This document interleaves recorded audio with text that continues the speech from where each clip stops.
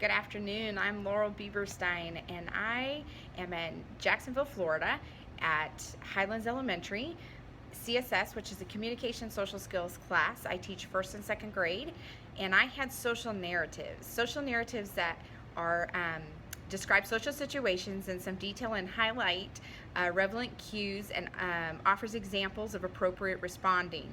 Social narratives are very individualized for the students according to their needs and typically include pictures or visuals. Now, being that I'm in a communication class, I have 10 students. 9 out of 10 students are ASD, and then I have 1 language impaired. I use visuals a lot.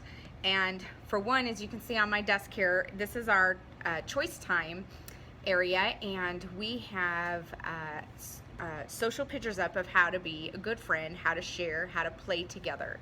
I also used it for one of my students. I used a social story on how to ride the school bus because he was afraid to ride a school bus. And so we started with introducing us social stories about the rules of a school bus and how to be safe so that he would feel more comfortable with getting on a school bus. I've also used it in game form. This one is for hurting people, where the child has to identify what is considered hurtful. This would be for a little bit higher learner.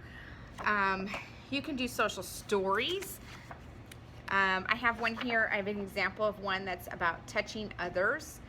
And it's got pictures, and this is for a higher reader, about why we do and don't touch people and how it's okay to touch people. Again, I have another one about sitting in my seat, how we sit in a seat at school. And you can even add activities so that the child can identify in their book where does somebody sit. My favorite is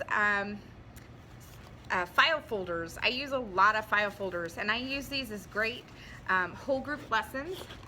This one was about what is okay to do at school and what is not okay to do. I have first and second graders, and sometimes we need a little reminder of what's okay to do at school. And in this one, his examples are, raising my hand, reading a book, and what's not okay to do at school: yelling, running in the hall.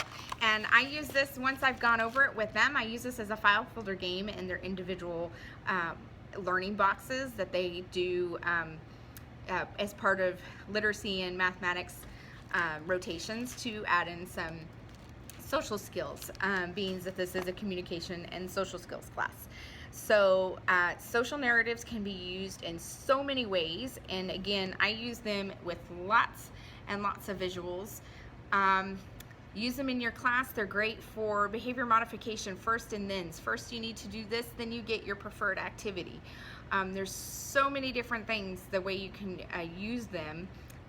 Lesson Picks is a great website that you can go to and make your own visuals and make your own stories, games, board games, file folders. They have so many ideas.